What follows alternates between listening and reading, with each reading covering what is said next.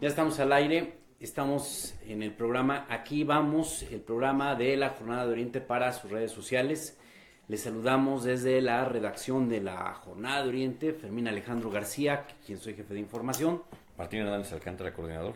En este martes 4 de abril de 2017, ya en días previos a iniciar la Semana Santa, el periodo vacacional. Asueto. Sin embargo, sigue habiendo noticias muy importantes que nos siguen sorprendiendo como país.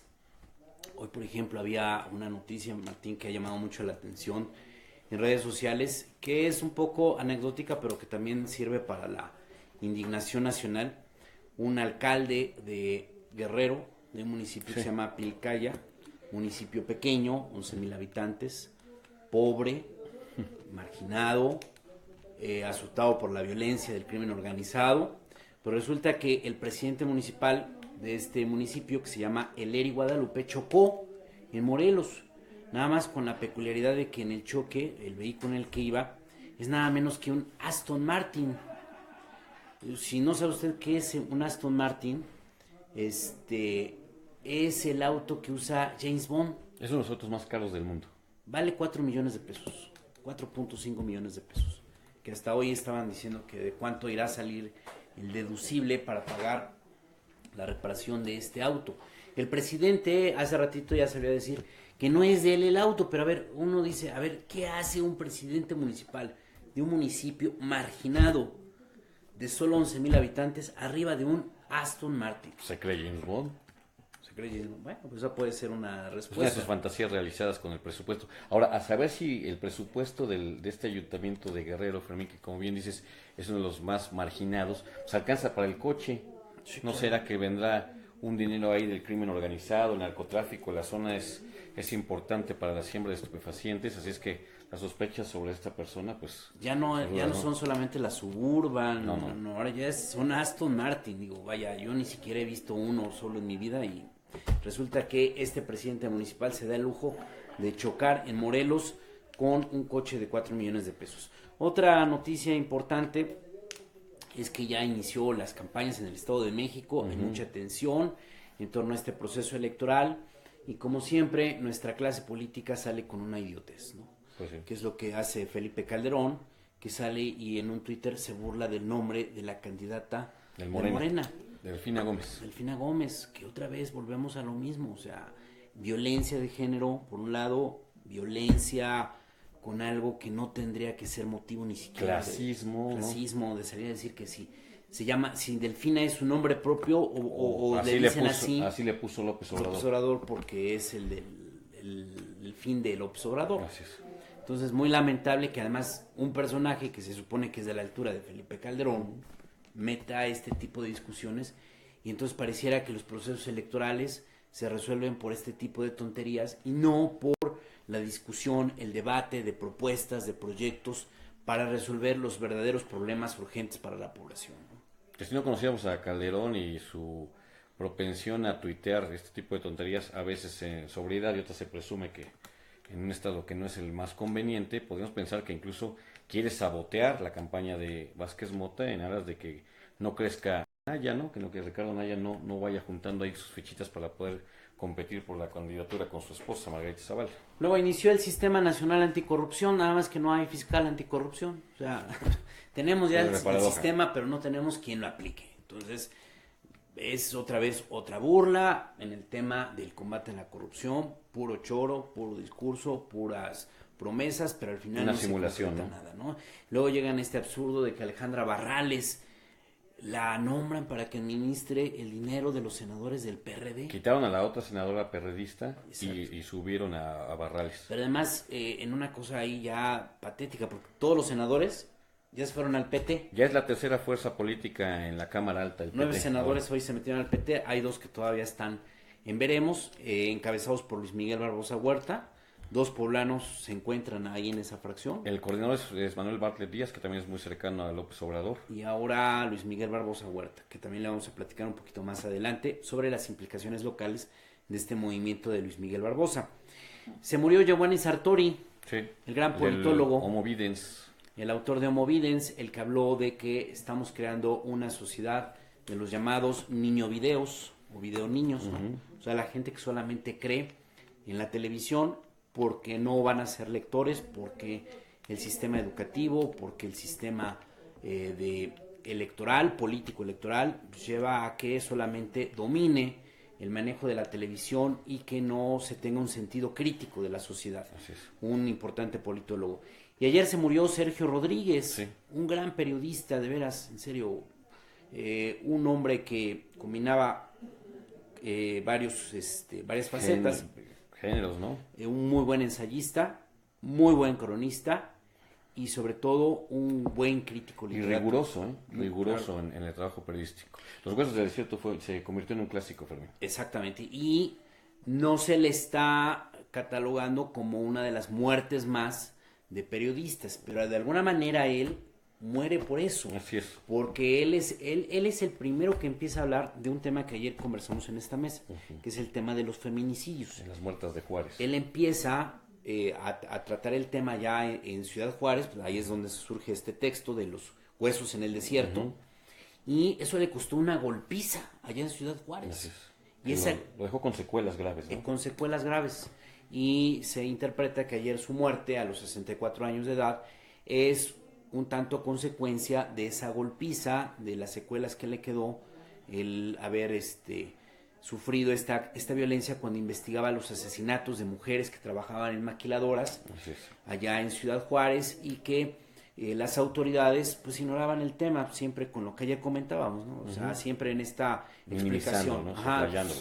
pues claro, cómo no le iban a matar si estaba en la noche, si Si usaba iba de minifalda, minifalda. si iba a lugares solos. O sea, desde ahí empezó esta dinámica de las autoridades, que ahora lo vivimos en Puebla, de justificar con muchos pretextos, pero no entrar al fondo, que es el castigar a los culpables de estos feminicidios.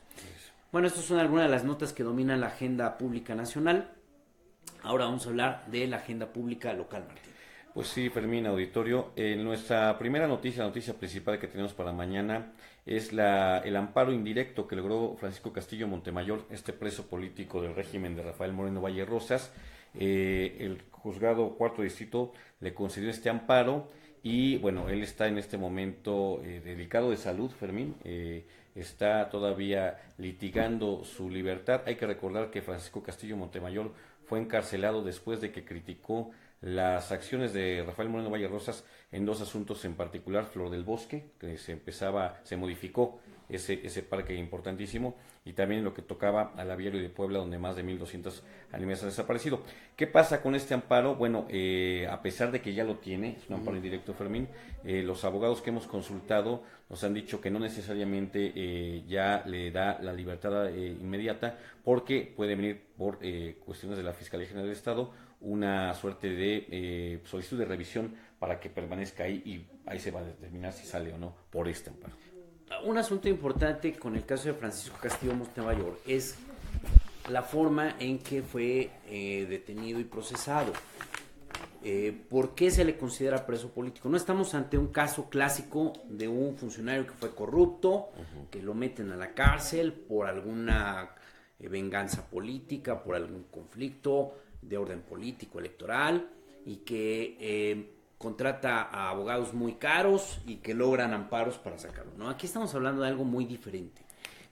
Castillo Montemayor, como lo decía Martín, se muestra como un crítico del gobierno de Rafael Moreno Valle Rosas. Incluso en algún momento se llegaron a retar públicamente a debatir. Así es. Castillo Montemayor convocó al gobernador a debatir si era necesaria la remodelación de Flor del Bosque, que a todas luces no era necesaria, y parece que la intención es convertir esta área verde, esta área protegida, en una zona que pueda ser motivo de fraccionarla, de que se construyan desarrollos inmobiliarios, ¿no? O sea, el negocio atrás. El asunto importante con Francisco Castillo es que él nunca le había iniciado un procedimiento. Él fue secretario del Medio Ambiente en el gobierno de Mario Marín, termina su gestión, hace el proceso de entrega-recepción no le hacen observaciones el nuevo gobierno, Así es. no le inician, no le fincan procedimientos en los primeros años del sexenio, no le observan nada, no lo emplazan a demostrar el origen de los recursos que invirtió, en cómo los Los que gastó. manejó. No había nada, él prácticamente estaba limpio, a diferencia de otros tantos marinistas que sí les iniciaron procedimientos, que sí estuvieron bajo investigaciones, El caso de Arango. que incluso han estado a salto de mata, porque no están en Puebla, porque viven amparados. El caso de Javier García Ramírez, ¿no? Exactamente. Francisco Castillo Montemayor no estaba en ese grupo, no estaba con esos procedimientos, y de buenas a primeras le inventan un caso y lo meten a la cárcel. Por eso es muy importante este amparo, porque este amparo es contra el delito de peculado. Así es. Y esto empezaría a demostrar que no está sustentado jurídicamente el encarcelamiento de Francisco Castillo Montemayor y que es un preso político. Como ha sucedido en otros casos, Fermín, ayer mismo hablábamos del caso de Simitrio, en estos días lo hemos estado tratando a partir de que se le fue determinada la prisión domiciliaria, y has señalado tú bien, como lo han dicho otros abogados, que no procedía a la cárcel por principio de cuentas porque no ha sido acusado. Y en la serie digamos, la lista de presos políticos que hubo del morenovallismo, en cada caso, el caso de los Xicale, por ejemplo, los defensores del patrimonio en Cholula, de los Tlachi también, se iba comprobando que no había delito que perseguir y que solamente estuvieron en la cárcel porque les fabricaron esos ilícitos. Por ejemplo, maestros democráticos, entre ellos Miguel Guerra Castillo, también tuvieron procesos, y una parte de la acusación es que había funcionarios del gobierno del estado señalándolos. Decía que un día que tomaron una carretera, hicieron una protesta en una carretera, no la tomaron, la autopista México-Puebla, los habían escuchado cómo estaban poniendo de acuerdo para generar atentados contra las vías de comunicación. Y resulta que nunca aparecieron esos funcionarios, nunca comparecieron ante el juzgado, nunca se supo si siquiera existían esos funcionarios. Por eso también acabaron ganando amparos contra las acusaciones. Y bueno, estos son en asuntos que llaman mucho la atención. También hay poblanos, hay ciudadanos del estado de Puebla que sufren injusticias, que son encarcelados, que están en la cárcel en estos momentos, pero por su condición de pobreza y de marginación, nadie los escucha, nadie les pone atención, que es nuestra segunda nota. Así es, Fermín. La diputada Natalia Karina Barón Ortiz, diputada federal del Partido de la Revolución Democrática, dice que Puebla se encuentra entre los 3 estados con mayor población indígena, pero que en el 80% de los casos en los que algún indígena es sometido a proceso o a una investigación judicial, Fermín, se violan todas sus garantías. No hay el traductor que obliga la ley, hay errores de procedimiento, no se aceptan pruebas, y por esa razón muchos indígenas que podrían estar gozando de su libertad, ya sea porque no cometieron el ilícito o porque hubo errores de procedimiento a la hora de ejecutar una orden de aprehensión o hacer una investigación, están en este momento en la cárcel. Así es, Puebla es el tercer estado con más población indígena en los reclusorios, y se calcula que 8 de cada 10 hay violaciones al debido proceso.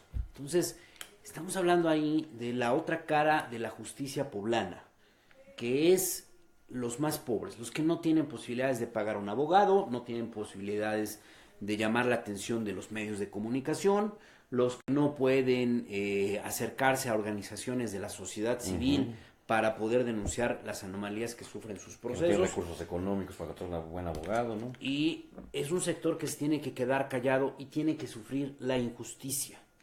El sexenio pasado, particularmente, en la dinámica que impuso Rafael Moreno Valle Rosas de adelgazar el gasto corriente del gobierno del estado, que implicó cerrar agencias del Ministerio Público, que significó reducir el personal de los tribunales, seguramente las principales víctimas de esa política depredadora fueron las comunidades indígenas del estado. Y siempre hubo un abandono de parte del gobierno de Moreno Valle hacia el campo y en concreto los indígenas. No hubo programas de atención social, no hubo programas de combate a la pobreza, no hubo hasta los programas asistencialistas que de repente el DIF o instituciones de de esta naturaleza llegan a ejercer en comunidades paupérrimas, pues brillaron por su ausencia el sexenio pasado. Y si a esto le agregamos la condición de injusticia de que los indígenas, al no contar, por ejemplo, con un traductor, que es un asunto obligado por la ley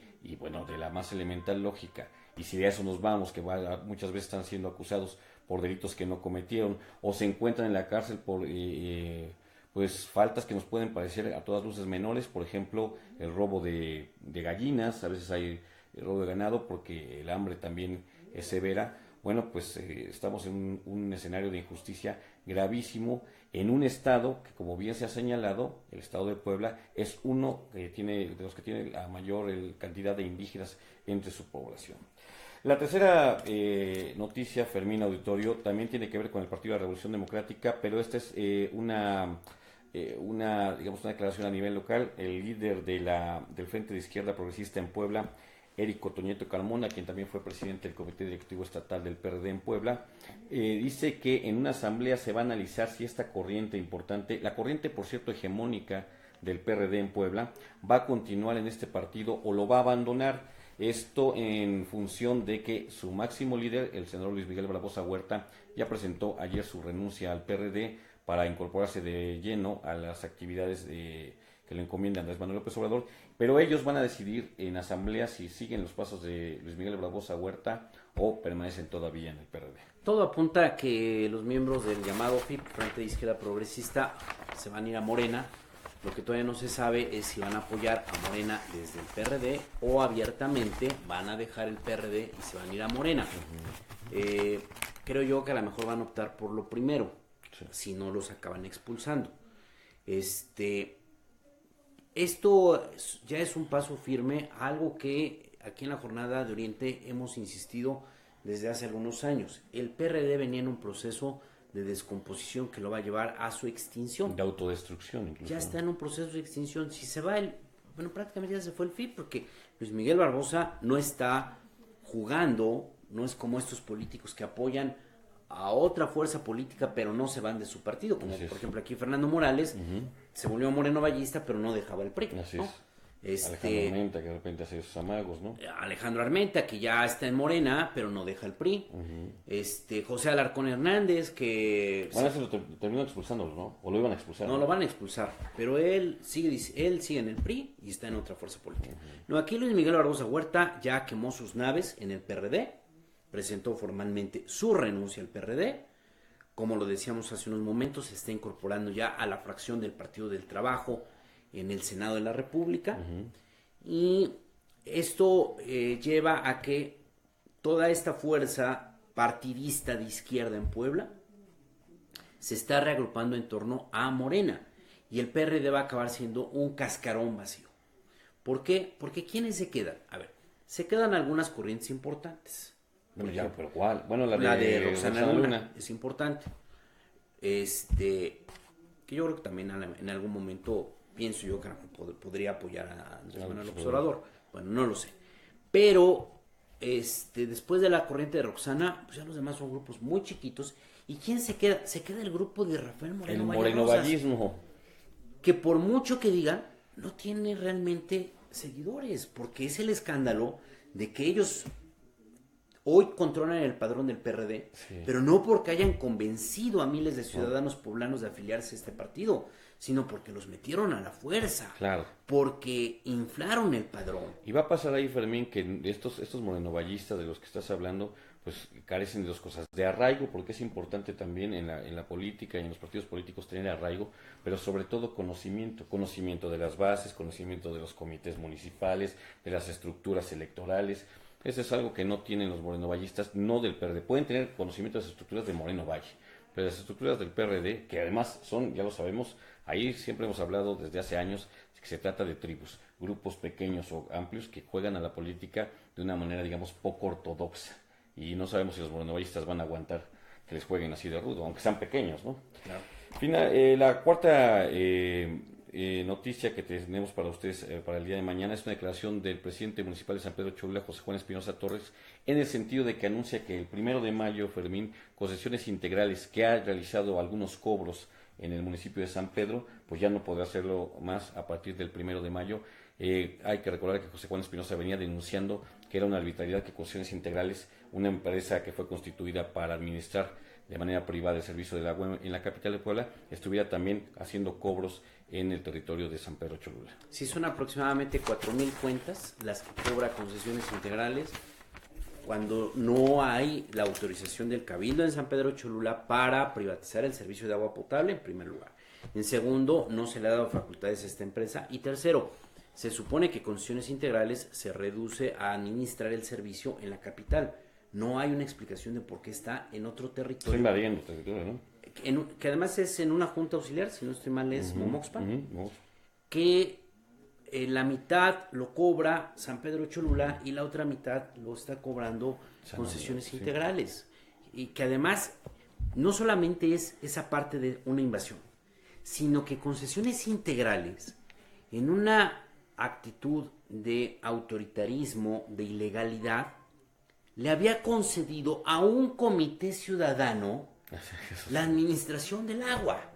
Es decir, ahora tenemos esto que siempre se ha advertido. La supraprivatización. Claro, digamos. ese es el riesgo de las privatizaciones, que las empresas se vuelven más poderosas que los poderes públicos. Entonces ahora resulta que Concesiones Integrales decide a dónde entra a cobrar, a quién le cobra. Y ya con quién te entiendes, ¿no? Claro, y da facultades a cualquier vecino. Sí.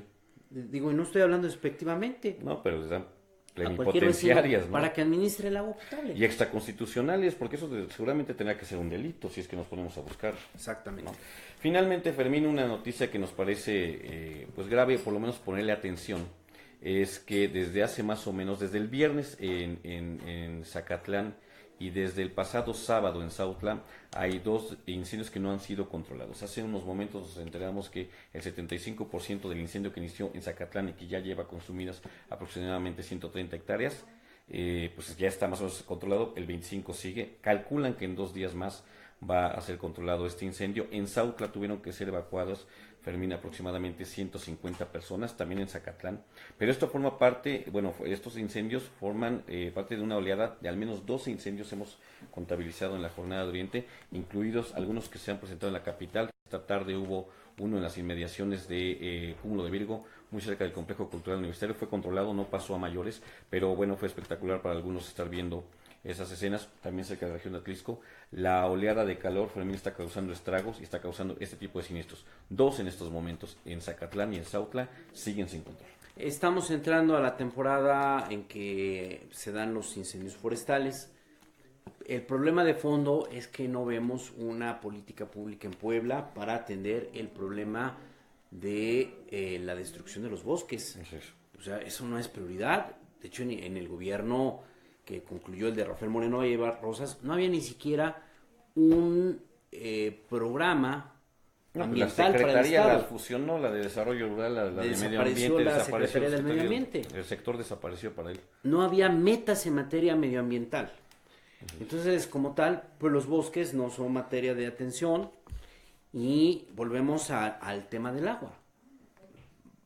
Quizás para algunas personas son como 2 temas diferentes. No son temas diferentes. El problema de fondo no es solamente quién está administrando el agua, si se privatizó, si se están cometiendo abusos en la administración del servicio. El problema es que estamos destruyendo los recursos naturales, que nos va a llevar a que después el conflicto ya no va a ser quién administra el agua, el conflicto va a ser que ya no va a haber agua en el estado. Y la ausencia de campañas de reforestación para la recarga de los mantos freáticos, que es absoluta, ¿no? Y bueno, vamos a seguir hablando precisamente del tema del agua, ahora desde otra perspectiva. Tenemos hoy aquí en el estudio, en la redacción de la Jornada de Oriente, la visita del abogado, buenas noches, Gilberto Montalvo González. El abogado ha presentado un amparo contra personas que han estado inconformes precisamente con el tema de la administración del agua potable. Buenas noches, abogado. Buenas noches. ¿Nos podría explicar en qué han consistido estos amparos? Miren, los amparos que se han promovido se arguyen diferentes violaciones desde la ley del agua. Y muy a propósito de lo que venía comentando, en particular el artículo 31, fracción cuarta de la ley del agua, que de hecho se adiciona el 13 de septiembre de 2014. ¿Y qué dice ese artículo? pues que se puede subconcesionar el agua, o sea que cualquier persona se le puede dar la subconcesión sin que haya intervenido en la licitación.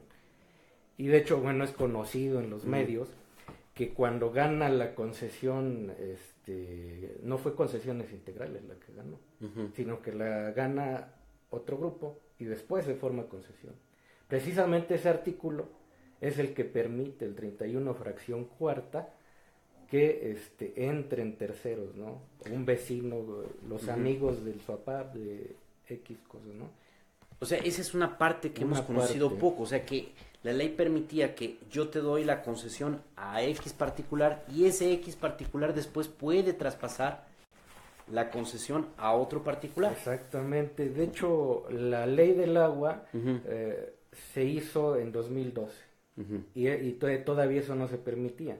Precisamente antes de privatizarlo, adicionan la fracción cuarta del 31 y pues dan la posibilidad de ceder o grabar irrevocablemente con el previo consentimiento del concedente, es decir, el SUAPAP, los derechos derivados del título de concesión o instrumento correspondiente. Y es precisamente la disposición legal que permite hacer ese tipo de cosas. O sea, yo, empresa que nunca participé en un proceso de licitación, si soy amigo de alguien de esta institución o de concesiones integrales, me dan el derecho a dar el servicio en una colonia, algo que pues rompe todo esquema legal y constitucional incluso, ¿no? Algo como lo que se está viviendo en Momoxpa, ¿no? Que llegó Concesiones Integrales y le da a un grupo de vecinos el manejo de las cuentas del agua potable, ¿no? Exactamente. De hecho es lo que estamos impugnando.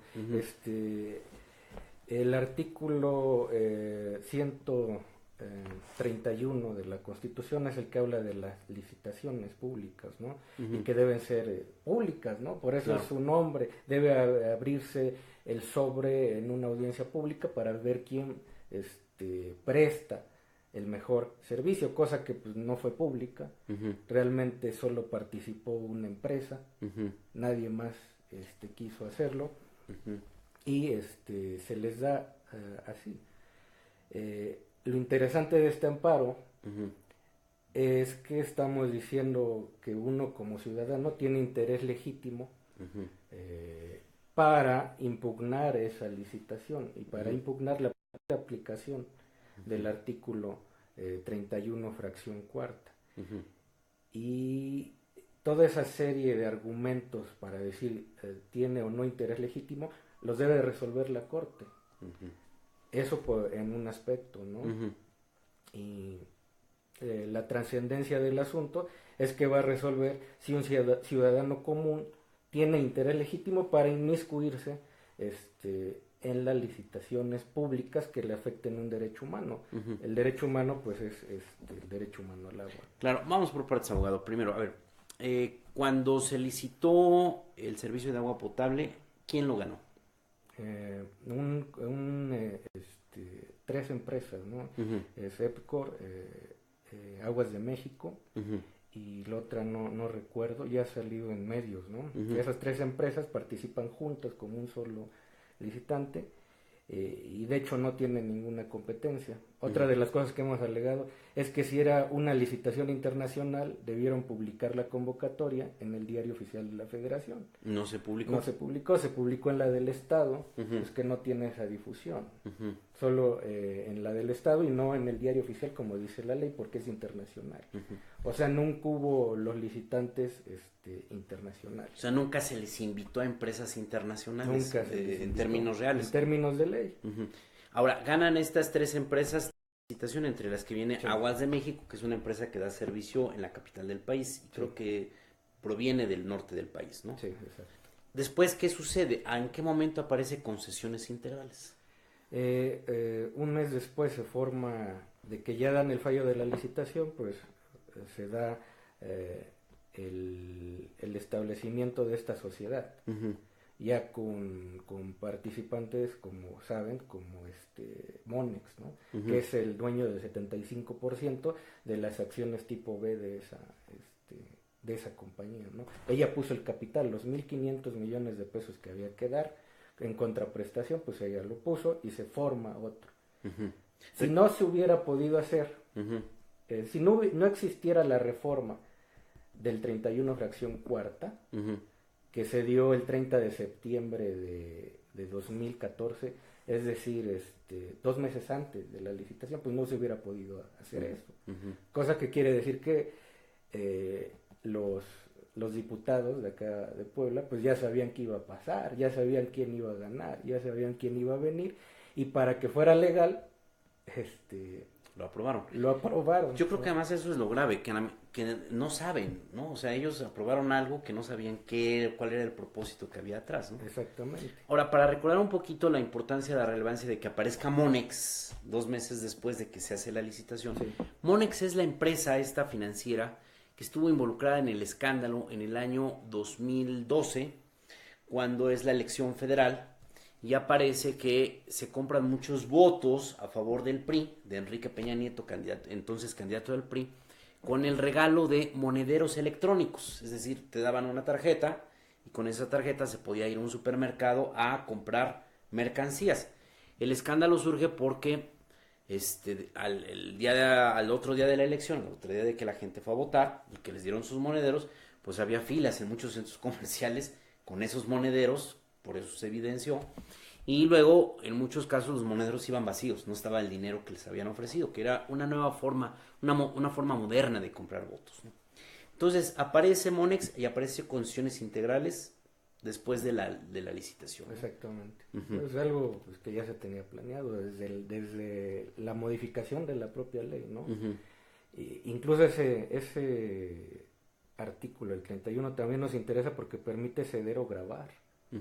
¿De qué quiere grabar? Pues hipotecarlo, prácticamente poder embargar la concesión. Entonces, ¿cómo es posible que eso pueda existir, no? Si es un derecho humano al agua, ¿no? O sea, si un día Concesiones Integrales quiebra en escenario hipotético, pueden llegar a embargar concesiones integrales. Sí, así le permite la ley. Y como tal, venir a colapsar el servicio de agua potable, ¿no? Sí, eso es lo que se alegó en el amparo, ¿no? El problema de esto es que todavía no existe el acto de aplicación, ¿no? No hay un acto de aplicación donde ya sepamos que acá en el municipio de Puebla, pues se concesionó, se grabó, se embargó, ¿no? Y que se suspendió el servicio por X o Y circunstancia. Porque, bueno, históricamente en el amparo necesitamos un acto de aplicación. Y de las cosas más interesantes acá en este amparo es que se dice, bueno, el artículo primero que se reformó en 2011, constitucional, y dice que las autoridades en el ámbito de sus competencias deben prevenir. Pero ¿cómo voy a prevenir si tengo que esperar que violen derechos? Claro. Si voy a prevenir, entonces resuélveme el amparo diciendo si es constitucional o no lo que estoy reclamando, ¿no? Y no hay ninguna tesis de la Corte, ningún criterio que nos diga qué se debe entender por prevención a violaciones a derechos humanos, ¿no? Claro. Ahora, este amparo que usted presentó, ¿quiénes lo promovieron?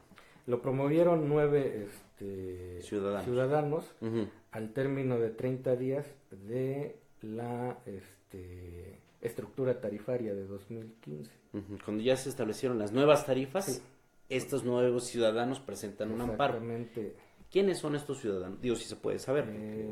Bueno, la quejosa principal es la señora Alicia Guadalupe Palacios Corte, ¿no? Presente y reúne a gente de su colonia, baja el amparo de internet porque lo subimos a internet y lo presenta y ya me lleva el acuse y pues de ahí se ha seguido. Este es el único amparo que se presentó en el término de los 30 días. Son ciudadanos que están inconformes con el cambio de la administración del agua potable y con las nuevas tarifas. Y las nuevas tarifas y la licitación. Y la licitación. Son 3 cosas, ¿no? O sea, están inconformes con el servicio, con la licitación y con las tarifas. ¿Qué pasa después con este amparo, abogado? De hecho, aquí se pidió por 2 lados. Que se atrajera, yo le pedí a la Corte que lo atraiga, mandó a girar oficios. Cuando llegaron acá, el tribunal colegiado que iba a resolver la revisión se declaró incompetente y lo remitió a la Suprema Corte. Cuando llega a la Suprema Corte, el presidente de este órgano admite la revisión, el juicio de amparo, y lo turna a la segunda sala con el ministro Pérez Dayán. Y él es el que va a resolver, y no sé, en 2 o 3 meses se va a saber si se va a quedar en la segunda sala o va a subir al pleno de la Suprema Corte de Justicia. Es decir, en la Suprema Corte de Justicia hay una discusión en torno a la concesión del agua. Digo, muchos pensaban que no había esta discusión jurídica, ¿no? Sí hay una discusión porque se violan innumerables derechos. Pues todos sabemos la concesión, la licitación no fue pública. Pues viola el 131 de la Constitución arteramente, ¿no? O sea, qué empeño de ocultar la información. Ahora, abogado, ¿qué pasaría si estas personas ganan el juicio de amparo? ¿Cuál sería el efecto? El efecto, viendo cómo están las cosas, sería revocar la licitación pública. O sea, revocar toda la concesión.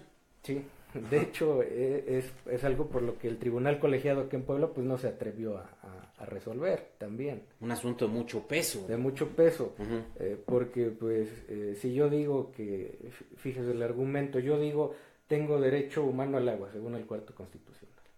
Pero si no es transparente la licitación, por interdependencia, me violan los derechos humanos al agua. O sea, yo no sé quién me lo brinda, ni cómo me lo brinda, ni en qué términos me lo brinda. Por lo tanto, me está violando otros derechos. Y yo no puedo saber, porque es oculto todo, ¿no? Y pudiera pensarse que los efectos son generales, ¿no? Si decimos, va a revocar la licitación. Pero realmente la licitación es un acto entre particulares, no es un acto, digamos, público, o una ley. Una ley no se podría revocar para todos, ¿no? Claro. Pero esta es una licitación.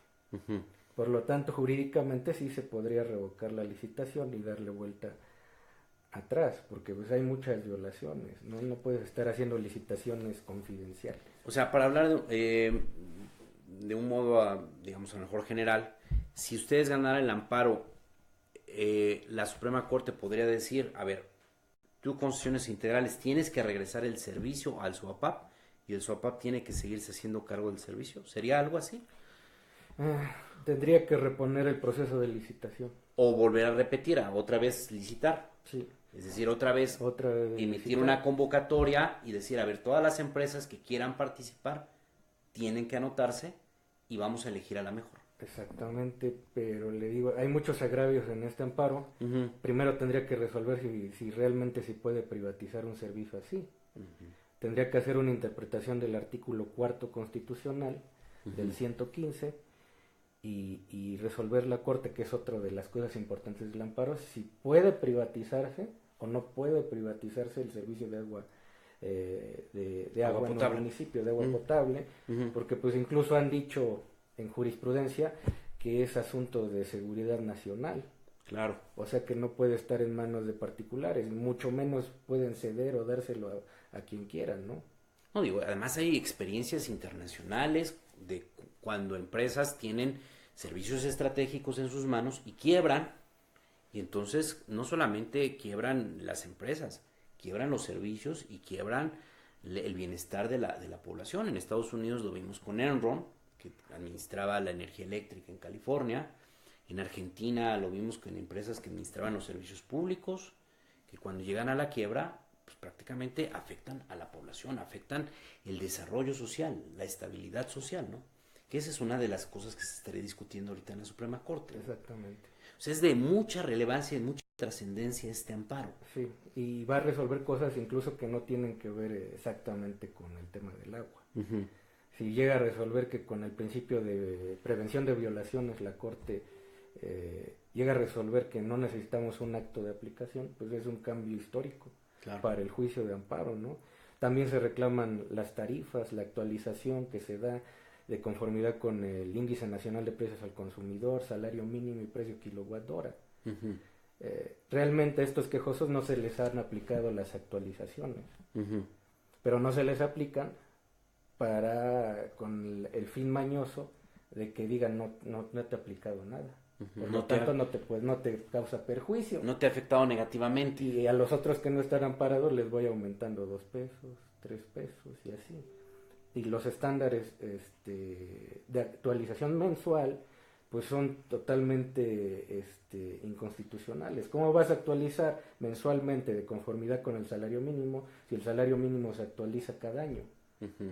O el precio kilowatt hora a tarifa empresarial que le cobran a concesiones integrales, pues va más allá de lo que se entiende, dice el artículo 4 constitucional, ¿no? Ujú. Abogado, ¿usted ha recibido presiones por este amparo?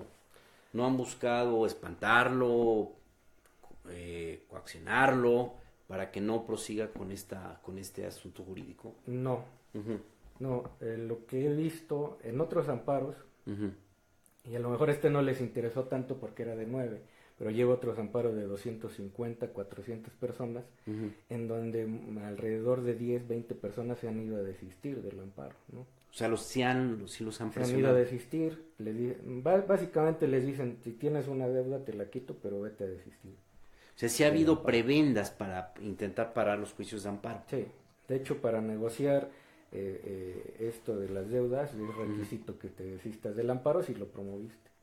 Ah, sí.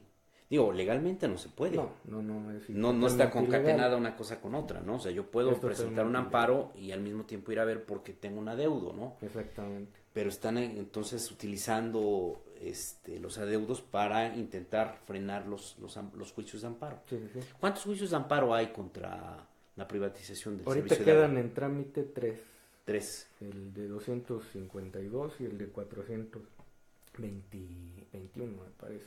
Promoventes. Ajá. Promoventes, Ajá. en donde ha habido una batalla legal para acceder a los documentos de la licitación.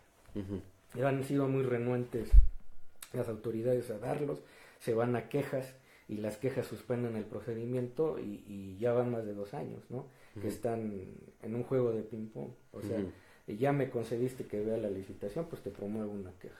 Ujú. Y a mí no me conceden que pueda ver la licitación, promuevo una queja, me la conceden y así se van, ¿no? Y son quejas dilatadas, porque hay un dato interesante. Hay 3 tribunales colegiados administrativos aquí en Puebla. Ujú. Pues en el sexenio de Rafael Moreno Valle, ha aumentado su carga de trabajo por lo menos 3 veces, porque ha habido una serie de violaciones en su gobierno. Ujú. O sea, un recurso en los colegiados administrativos te los tardan en resolver 9 o 10 meses, mientras en otro pues son 3 meses a lo mucho. Ujú. O sea, Y por las violaciones que se han cometido en este sexenio. claro, pues hubo muchos asuntos, los presos políticos, la concesión del agua, el despojo que sufrieron concesionarios del transporte para la introducción del Metrobús, personas que les expropiaron para la construcción de algunas obras públicas. Es un dato muy interesante, ¿no? O sea, mucha gente recurrió a la justicia federal para protegerse del gobierno de Moreno Valle. Exactamente. Y se triplicaron las Se cargas. triplicaron y los tiempos. Ujú. Por ejemplo, este amparo que llegó a la Corte se promovió el 13 de junio de 2014. En Ujú. junio ya va a ser 3 años. Ujú, Siendo que un amparo pues se resuelve en 6 meses. ujú. ¿Cómo es posible que haya durado tanto, no? ¿Usted ha podido platicar con los ministros que van a resolver? Saber un poquito cuál es su sentir sobre el asunto. Tengo previsto platicar con ellos, pero ya cuando estén en tiempo de analizar el asunto. Ujú, O sea, en la Suprema Corte tienen una lista de Ujú. los que van llegando, ¿no? Ujú. Y llega un tiempo de 2 semanas o un mes en donde ya estudian tu caso, ¿no? ujú. Cuando ya pasa revisión, que va a ser más o menos como en 4 meses, es cuando hay que ir a hablar, ¿no? Para que tengan fresco lo que se les dice, ¿no? Ujú. O sea, ahorita no sabemos todavía cuál es el sentir de la Suprema Corte sobre este tema. No. Digo, y seguramente va a haber una presión terrible porque está en juego muchas cosas, ¿no? Digo, es un negocio millonario el del agua. Y además Puebla ha sido un laboratorio para estos temas de la privatización, ¿no? Sí. Pues, ayer lo comentamos aquí en esta mesa, en alguna ocasión, Korenfeld, cuando era el director general de la Comisión Nacional del Agua, vino aquí personalmente a revisar el proyecto de privatización y en una comida, en una reunión privada que tuvo con Rafael Moreno Valle Rosas y Roberto Moya, que era el secretario de Finanzas, les dijo, es que si falla el modelo de Puebla, va a fallar el modelo que queremos establecer en el resto del país, porque había esa intención del gobierno de Enrique Peña Nieto de privatizar el servicio de agua potable en la mayoría de las ciudades del país, ¿no? Muy bien, abogado, pues le agradezco mucho. Vamos a estar atentos al desarrollo de este amparo y, bueno, de estos 3 amparos. Sí. ¿Los 3 amparos se van a resolver más o menos en la misma fecha? No, los otros 2 amparos están en trámite todavía. Están más atrasados, digamos, en el procedimiento. Se van a resolver yo creo en 2019. Así es la justicia en México. Pero el otro, esperemos que ya en este año se resuelva y puede ser un amparo de mucho impacto y de mucha trascendencia. Sí, y ojalá suba al pleno de la Suprema Corte. Claro, sería muy importante que la Suprema Corte de Justicia discuta el tema de Puebla, discuta el tema de la privatización del servicio de agua potable. ¿Algo quisiera agregar, abogado? Pues es muy importante pues que la ciudadanía defienda estos derechos, y lo hemos visto mucho en las colonias. La colonia, por ejemplo, de Las Hadas se organizó con 400 personas y de un amparo que subimos al internet y se ampararon, ¿no? O sea, ha habido una participación importante acá en Puebla, pero es muy importante participar en lo jurídico y en lo político, ¿no? Que la población sepa que sí se puede defender, que sí hay manera, que no se deje amedrentar de que llegan los inspectores y que ya te voy a cortar, y que a veces ya están rompiendo la banqueta y la gente ni siquiera sabe por qué o qué falta cometieron o por qué les están cobrando altos montos por el servicio de agua potable. Sí. Muy bien. Pues le agradecemos mucho al abogado Gilberto Montalvo González. Vamos a estar atentos. Ojalá que cuando se resuelva este asunto lo volvamos a tener aquí en el estudio, en la redacción de La Jornada de Oriente, para que sepamos cuál es el desenlace, porque es un asunto de interés general, es un asunto público que nos debe preocupar a todos los ciudadanos del estado de Puebla. Le agradezco mucho y muy buenas noches. Agradecemos su atención. Mañana nos vemos aquí en este espacio.